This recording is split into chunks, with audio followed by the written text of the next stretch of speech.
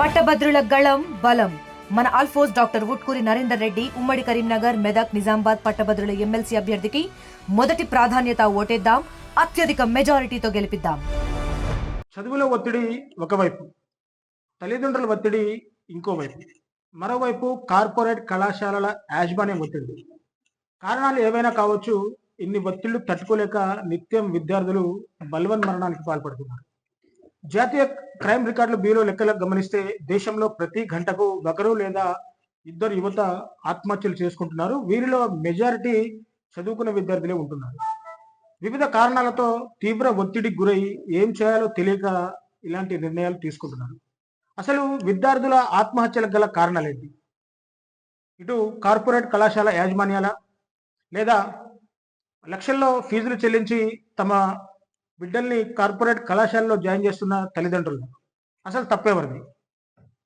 ఇలాంటి పలు అంశాల మీద మనతో మాట్లాడడానికి టీపీటీఎఫ్ రాష్ట్ర నాయకులు, అలాగే ఉపాధ్యాయులు విజయ్ గారు మనకు అందుబాటులో ఉన్నారు. అలాగే పీడిఎస్ నుంచి పీడిఎస్ జాతీయ కార్యదర్శి ఆజాద్ కూడా మనకు అందుబాటులో ఉన్నారు. ఒక్కసారిగా వీళ్ళతో మాట్లాడి అసలు విద్యార్థుల ఆత్మహత్యల వెనకాల గల కారణాలు ఏంటి, అసలు నేటి విద్యారంగం ఎడిపోతుంది, విలువలతో కూడిన విద్యను అందించాల్సిన కార్పొరేట్ కళాశాలలు ఎందుకింత దారుణానికి ఒడిగొడుతున్నాయి, పలు అంశాల మీద మాట్లాడదాం. సో సార్ నమస్తే, welcome to our TV. Sir, ప్రధానంగా ఈరోజు అంశం ఏంటంటే, దాదాపు ఈ 6 నెలల్లో ఈ కార్పొరేట్ కళాశాలలో విద్యార్థుల బలవన్ మరణాలు ఎక్కువైపోయాయి సార్. అటు విద్యార్థులను కావచ్చు, కాలేజ్ క్యాంపస్ బిల్డింగ్ నుంచి దూకి చనిపోవడం, లేకపోతే కాలేజ్ హాస్టల్ రూమ్స్లోకి వెళ్ళి ఉరేసుకొని ఆత్మహత్యలకు పాల్పడుతున్న పరిస్థితి కనబడుతుంది. అసలు గతంలో అంటే పాత కాలంలో విద్యారంగం ఏ విధంగా ఉండేది, అసలు నేటి విద్యారంగం ఎడిపోతుంది అంటారు సార్? ప్రధానంగా అసలు ఈ విద్యారంగం మీద 1986లో న్యూ ఎడ్యుకేషన్ పాలసీ ఒకటి తీసుకొచ్చింది గవర్నమెంట్. అప్పటిదాకా విద్య అనేటటువంటిది కేవలం ప్రభుత్వం యొక్క ఆధీనంలో ఉండేది. కాలేజీల్లో కొంతమందికి సీట్లు రాకపోవడం వల్ల, పాఠశాలలో కొంతమంది సీట్లు రాకపోవడం వల్ల వాళ్ళు ఏం చేశారంటే, మాకు బయట చదువుకోవడానికి ఒక అవకాశం కల్పించండి, ప్రైవేట్ కాలేజీలో హై స్కూల్స్ మేము పెట్టుకుంటాము, ఆ హై స్కూల్లోనే చదువుకునే అవకాశం కల్పించండి. అప్పుడు దాంట్లో భాగంగా కొత్తగా ప్రైవేట్ పాఠశాల అనేటటువంటి 1986 నుంచి మన దగ్గర మొదలైంది. అప్పటి నుంచి ప్రైవేటు విద్యా సంస్థలు అనేటటువంటి కుప్పలు తెప్పలుగా ప్రభుత్వమే పర్మిషన్ ఇచ్చుకుంటూ వస్తున్న నేపథ్యంలో ఈ పుట్టగొడుగులాగా పుట్టుకొచ్చినాయి. ఆ క్రమంలో బయట వేరే రంగాల్లో వ్యాపారం ఉండేది, కానీ ఆ తర్వాత విద్యని ఒక వ్యాపార వస్తువుగా మార్చి విద్యను వ్యాపారమయం చేయటం అనేటటువంటిది జరిగింది. విద్యను వ్యాపారమయం చేసిన తర్వాత ప్రభుత్వ విద్య, ఇటు ప్రైవేటు విద్యగా 2 రకాల విద్య అనేటటువంటిది ఇవాళ నడుస్తూ ఉన్నటువంటి పరిస్థితి ఉంది. సార్, మీరు ఒక ఆన్సర్ క్లియర్గా చెప్పారు. విద్యా వ్యవస్థని వ్యాపారంగా మార్చారని చెప్పేసి అంటున్నారు. సో అసలు విద్య అనేది ఒక ప్రాఫిట్ లేనటువంటి ఒక సర్వీస్. అంటే ఫ్రీగా అందించాల్సిన విద్యని ఇవాళ వ్యాపారంగా మార్చడానికి కారకులు ఎవరంటారు సార్? ప్రధానంగా ఇవాళ వాస్తవంగా మనం విద్యారంగాన్ని చూసుకున్నప్పుడు ఇతర దేశాల్లో, జర్మనీ కానీ, బ్రిటన్ కానీ, ఫ్రాన్స్లో మనం చూసుకున్నప్పుడు ఆయా దేశాల్లో ప్రభుత్వ విద్యను ప్రధానంగా వాళ్ళే నిర్వహిస్తూ ఉన్నటువంటి పరిస్థితి. మన దేశం, మన రాష్ట్రాలకు వచ్చినప్పుడు ఏమైందంటే, ఈ విద్యారంగానికి పెట్టుబడులు అంటే నిధులు కేటాయించలేక విద్యారంగాన్ని ప్రైవేట్ పరం చేయడంలో ప్రభుత్వమే ప్రధానమైనట్లు కీలక భూమిక పోషిస్తుంది. ఈ ప్రభుత్వంలో ఉన్నటువంటి ఎమ్మెల్యేలే వాస్తవంగా వాళ్ళకే విద్యా వ్యాపారాలు అనేటటువంటి ఎక్కువగా ఉన్నాయి. ఇవాళ ఈ కార్పొరేట్ శక్తులు ఈ రాజకీయ పార్టీలకి ఎన్నికల్లో ఫండింగ్ కూడా చేస్తా ఉన్నాయి. ఫండింగ్ చేయటం వల్ల వాళ్ళు కూడా వాళ్ళ నియమ అనేటటువంటి పరిస్థితి అనేటటువంటిది ఇక్కడ లేదు. ఈ ప్రభుత్వమే ప్రోత్సహిస్తుంది. ఒక ఎడ్యుకేషన్కి, ఒక సంస్థకి పర్మిషన్ ఇవ్వాలి అని అంటే జియో నెంబర్ 1 ప్రకారము అక్కడ ప్రభుత్వ విద్యాలయానికి 1 కిలోమీటర్ దూరంలో ప్రైవేట్ ఈ సంస్థకి 1 కిలోమీటర్ దూరం ఉండాలి మినిమం. ఆ 1 కిలోమీటర్ దూరం కాదు, పక్కన వాడు ప్రైవేట్ ఇన్స్టిట్యూషన్ పెట్టుకుంటా అన్నా కూడా ప్రభుత్వం ఇవాళ పర్మిషన్ ఇస్తా ఉన్నటువంటి పరిస్థితి. ఒకవేళ వాడు ఇన్స్టిట్యూషన్ పెట్టుకున్నప్పుడు దానికి ఒక నామ్స్ ఉంటాయి. ఏంటి, దానికి ఎంత గ్రౌండ్, పిల్లల ఆట స్థలానికి ఉండాలి, ఫైర్ ఇంజిన్ తిరిగేటటువంటి ఉండాలి, వాళ్ళ ల్యాబొరేటరీ, ఎన్ని టాయిలెట్స్ ఉండాలి, ఇవనేటటువంటి అన్ని చూసి వాడు పర్మిషన్ ఇవ్వాలి. అలాంటిది ఏమీ చూడకుండా ఇవాళ పర్మిషన్ ఇస్తా ఉన్నటువంటి పరిస్థితి. ఇవాళ ప్రభుత్వం యొక్క పాత్ర కూడా ఉంది. ప్రభుత్వం కూడా ఏమి చేయలేనటువంటి స్థితిలోకి ఇవాళ నెట్టబడింది. కాబట్టి దీంట్లో ప్రభుత్వమే విద్యను ప్రైవేట్ పరం చేయడం కోసం ఇవాళ ఇంకో రకంగా ఏంటంటే, ప్రభుత్వ విద్య నాణ్యమైన విద్య లేదు అనేటటువంటి బయట విపరీతంగా ప్రచారం చేస్తాం. దాంట్లో ప్రభుత్వం యొక్క కీలక పాత్ర కూడా ఉంది.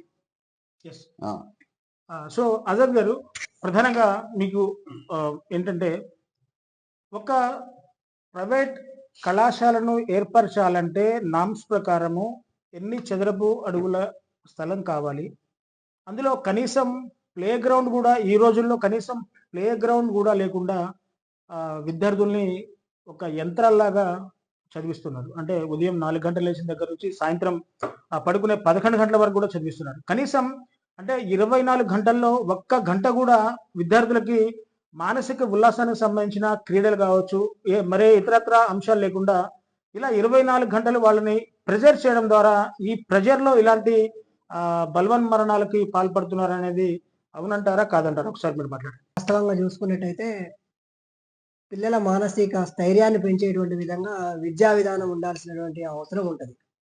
పిల్లల ఇష్టానుసారంగా చదువుకోవాల్సినటువంటి అవసరం ఈ విద్యా వ్యవస్థలో ఉండాల్సినటువంటి స్థితి ఉంటుంది. కానీ అది లేకపోవడం వల్ల కేవలం తల్లిదండ్రులు పిల్లలకు మార్కులు, ర్యాంకుల వేటలో పడ్డారు. దీనికి ప్రధాన కారణం ఏంటి అనంటే, ప్రభుత్వ ఉద్యోగాలు కల్పించేటువంటి స్థితిలో ప్రభుత్వం లేకపోవడం. ఈ ప్రభుత్వ ఉద్యోగాలు లేకపోవడం వల్ల ప్రైవేట్ సెక్టార్లోకి వెళ్లాల్సినటువంటి పరిస్థితిలోకి విద్యార్థులు ఆటోమేటిక్గా వచ్చారు. ప్రైవేట్ సెక్టార్లోకి వెళ్లాల్సినటువంటి స్థితి వచ్చింది అని అంటే, ప్రధానంగా ప్రైవేట్ సెక్టార్లో మ్యాథ్స్, కెమిస్ట్రీ, ఫిజిక్స్ మాత్రమే ఆధారపడినటువంటి స్థితి నెలకొంటా ఉంది.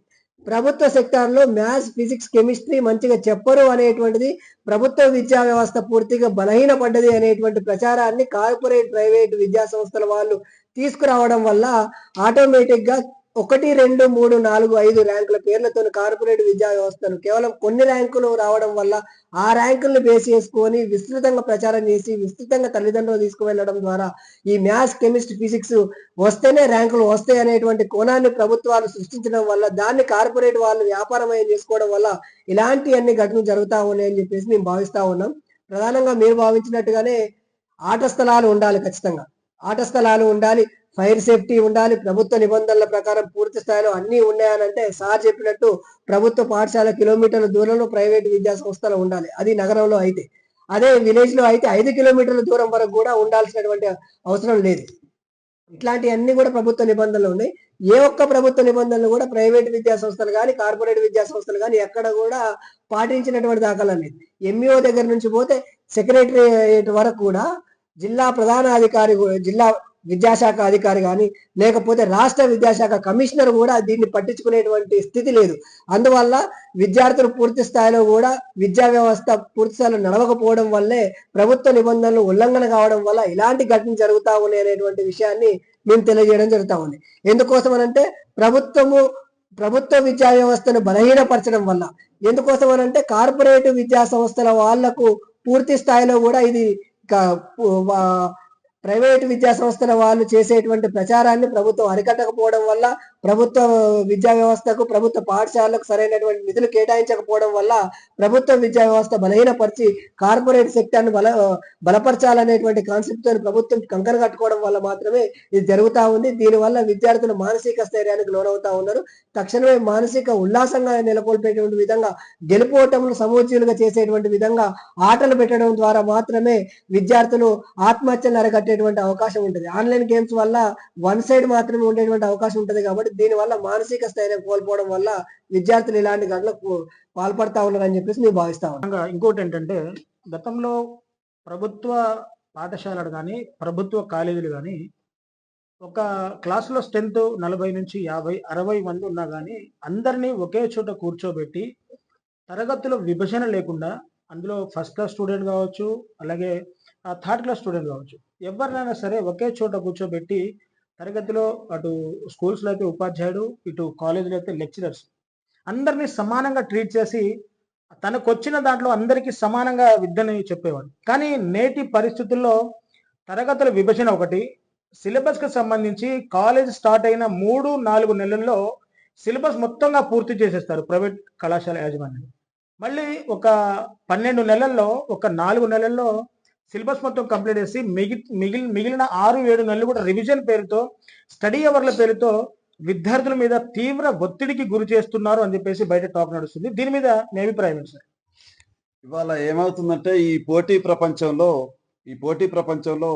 ఈ ప్రైవేట్ పాఠశాలలు, ప్రైవేట్ కాలేజీలు ఏం చేస్తున్నాయంటే విద్యార్థుల్ని గ్రేడులుగా విభజిస్తున్నారు. ఇప్పుడు ఉదాహరణకి ఇంటర్మీడియట్ ఫస్ట్ ఇయర్ ఉందనుకోండి, దాంట్లో గ్రేడులుగా విభజిస్తున్నారు.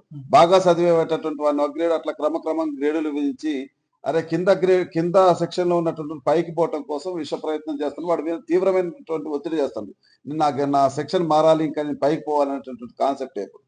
ఇంకా విషయం ఏంటంటే ఇవాళ చిన్న స్థాయి నుంచే, ప్రైమరీ స్థాయి నుంచే ఐఐటి ఫౌండేషన్ అనే కోర్సు పెడతాం. ఐఐటి అంటే ఏంటంటే ఉదాహరణకి 5వ తరగతికి 7వ తరగతి సిలబస్, 8వ తరగతి సిలబస్ అంటే ఒక 3 తరగతులకు సంబంధించిన సిలబస్ ముందే చెప్తారు. అంటే వాడి మానసిక పరిస్థితిని అర్థం చేసుకోకుండా, వాడి కెపాసిటీని అర్థం చేసుకోకుండా ఎక్కువ సిలబస్ ని తనకి అధిక భారాన్ని పెట్టి పిల్లల మీద రుద్దుతా ఉన్నటువంటి పరిస్థితి ఉంది.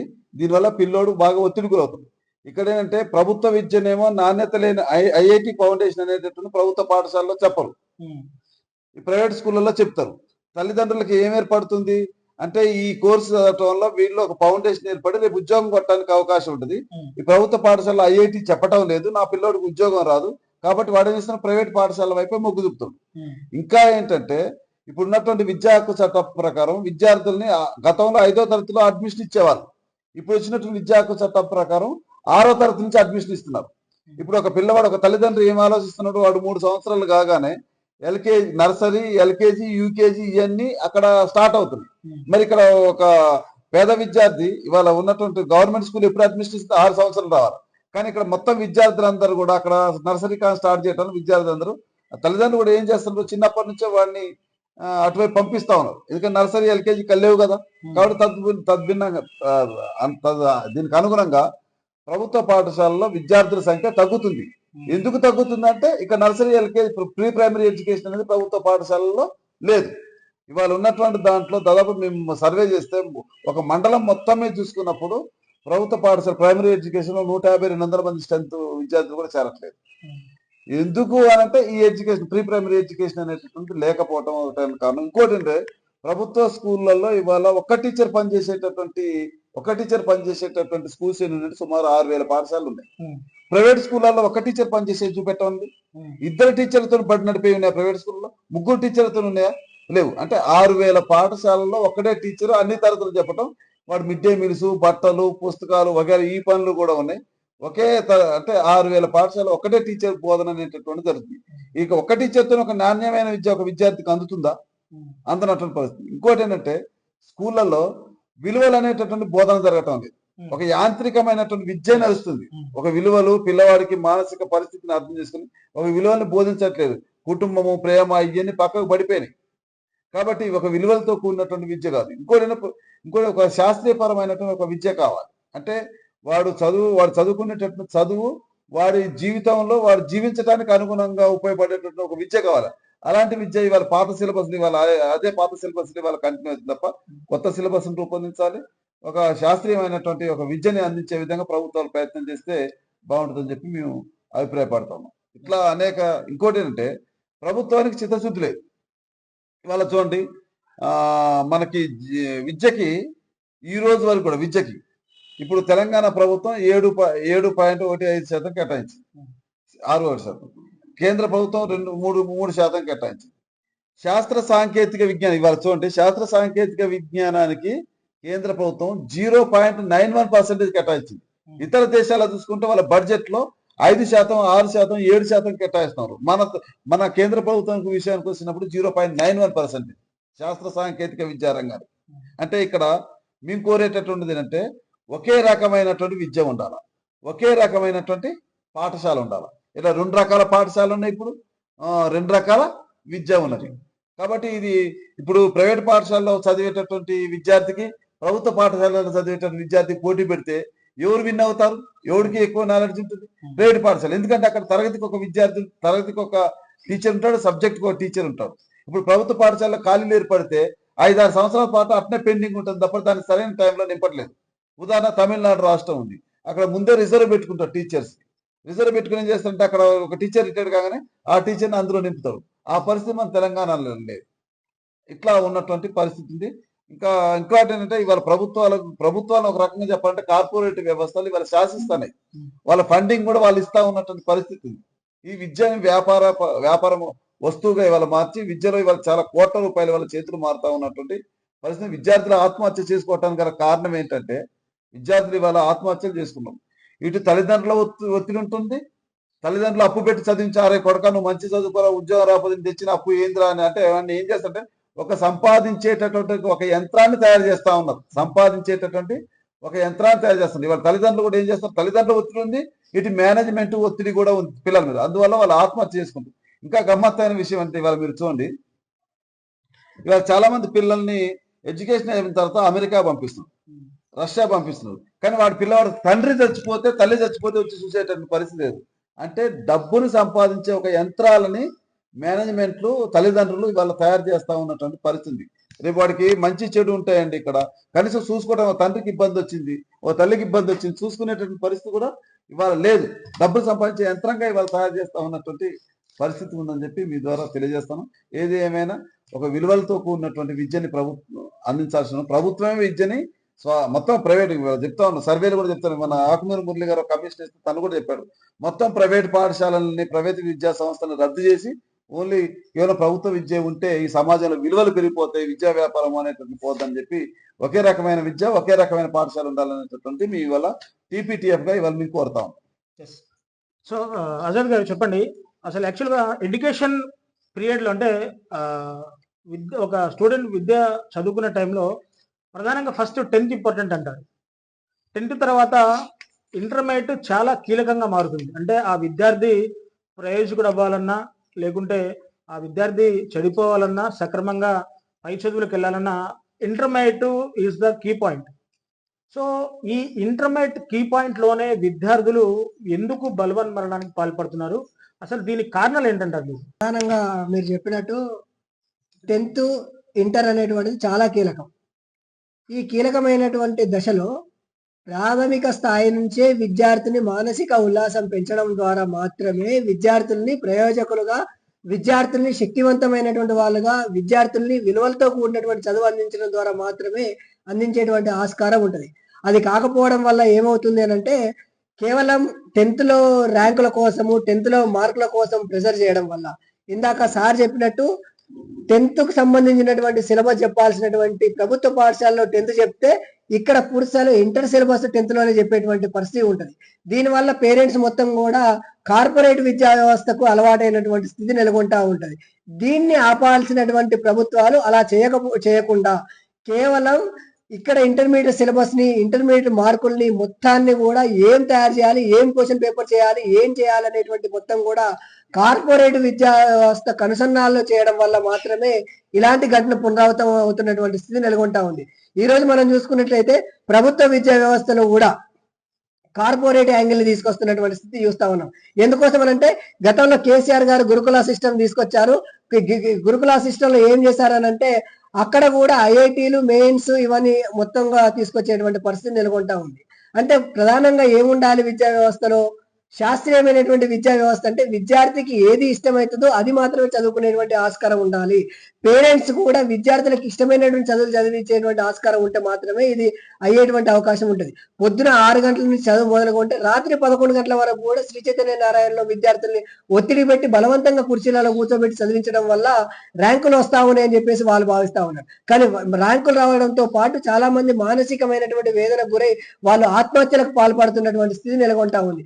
అక్కడ ఏమైనా గేమ్స్ కానీ, లేకపోతే ఆట స్థలం కానీ, మిగతాయి కానీ ఏమైనా ఉన్నాయనంటే ఏమీ లేవు.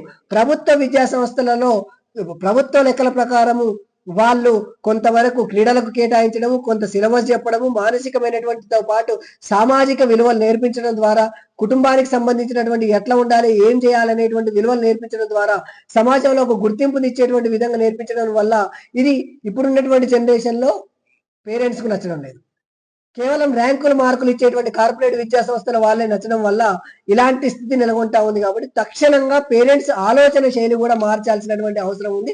దీన్ని ప్రధానంగా ప్రభుత్వమే మారాల్సినటువంటి అవసరం ఉంది. ఇప్పుడు ఇక్కడ ప్రధాన అంశం అంటే ఇంకోటి, గతంలో అంటే ఒక 10-15 years బ్యాక్ కూడా ఒక 10th క్లాస్ పిల్లోడు బ్యాగ్ లో సబ్జెక్ట్ కు ఒక నోట్బుక్, ఒక హోంవర్క్ బుక్ వేసుకొని స్కూల్కి వెళ్ళేవాడు. అది ప్రభుత్వ పాఠశాల కావచ్చు, ప్రైవేట్ పాఠశాల కావచ్చు. కానీ నేటి పరిస్థితుల్లో అంటే నేను కూడా గమనిస్తూనే ఉన్నాను. స్కూల్ బస్సుల కోసం విద్యార్థులు కొంతమంది ప్రైవేట్ స్కూల్ బస్సుల కోసం అక్కడ వేచి చూస్తున్నప్పుడు ఒక్క ఎల్కేజీ దగ్గర నుంచి సెకండ్ క్లాస్ కావచ్చు, ఫిఫ్త్ కావచ్చు, ఎయిత్ కావచ్చు. వాళ్ళ బ్యాగులు కూడా ఏ విధంగా ఉంటాయంటే మినిమం ఆ బ్యాగుల వెయిట్ 15 నుంచి 20 కేజీల వరకు కూడా వెయిట్ ఉంటుంది. అంటే ఆ చిన్న ప్రాయంలోనే అన్ని బుక్స్ వాళ్ళకి అవసరం అంటారు. అంటే ప్రైవేట్ కళాశాల అంటే ప్రైవేట్ స్కూల్స్ కావచ్చు, కాలేజ్ కావచ్చు. ఇన్ని పుస్తకాలతో వాళ్ళకి బోధన చెప్పడం ఆ సమయంలో అవసరం అంటారా? ప్రధానంగా కానూరి గారని చెప్పేసి కళాకారులు ఒక మాట చెప్తారు. 3వ తరగతి పిల్లవాడికే 7 కిలోల గాడిద బరువు, చచ్చే తోముడు బుర్ర ఖరాబు, చదవంటేమా చెడ్డ చిరాకు అని చెప్పేసి తను చెప్పినటువంటి స్థితి నెలకొంటా ఉంది. ఎందుకోసం అనంటే 3వ తరగతి పిల్లగాడికి 7 కిలోల బరువేసి అనవసరమైనటువంటి పుస్తకాలన్నీ కూడా నింపడం ద్వారా విద్యార్థులకు మానసికమైనటువంటి ఇబ్బందులే కాదు, శారీరక బరువు కూడా పెంచడం ద్వారా వాళ్ళు ఇంకా పైకి వెళ్ళినటువంటి పరిస్థితి, వాళ్ళు ఎదిగేటువంటి స్థితి నుంచి మానసికంగా ఎదగాలి, శారీరకంగా ఎదగాల్సినటువంటి పిల్లవాళ్ళు ఎదగనటువంటి స్థితి కూడా నెలకొంటున్నటువంటి స్థితి నెలకొంటా ఉంది. ఇంకోటి ప్రధానంగా ఏమవుతా ఉందనంటే గతంలో ఉన్నటువంటి విద్యా వ్యవస్థలో వాళ్ళ వరుసగా చూసుకున్నట్టయితే చెల్లికి సంబంధించినటువంటివి తమ్ముడు వాడుకునేటువంటి స్థితి. అంటే వరుసగా ఒక 4 తరాల వాళ్ళు పుస్తకాలన్నీ కూడా ఒకరి తర్వాత ఒకరు వాడుకునేటువంటి స్థితి నెలకొంటా ఉండేది. కానీ ప్రస్తుతము ఇప్పుడు చదివినటువంటి పుస్తకాలు రేపు మళ్ళీ అవి తీసుకపోతే అవి మీరు వాడడానికి వీల్లేదు. అసలు మేము దాంట్లో ఏమీ రాయలేదు అని అన్నా కానీ అయినప్పటికీ కూడా మీరు వాడడానికి వీల్లేదు. ఏమైనా పుస్తకాల సిలబస్ కానీ ఏమైనా పుస్తకాలు ఏమన్నా ఒక్క లైన్ అయినా మారుతుంది అంటే ఒక్క లైన్ కూడా మారదు. అయినప్పటికీ కూడా వాళ్ళు ఖచ్చితంగా పుస్తకాలు మార్చాల్సింది. ఎందుకు మార్చాలనంటే అక్కడ మార్కెట్ వ్యవస్థ మార్పిస్తా ఉంది. అది మార్చకపోతే వాళ్లకు ఆదాయం గండిపడేటువంటి ఆస్కారం ఉంటుంది.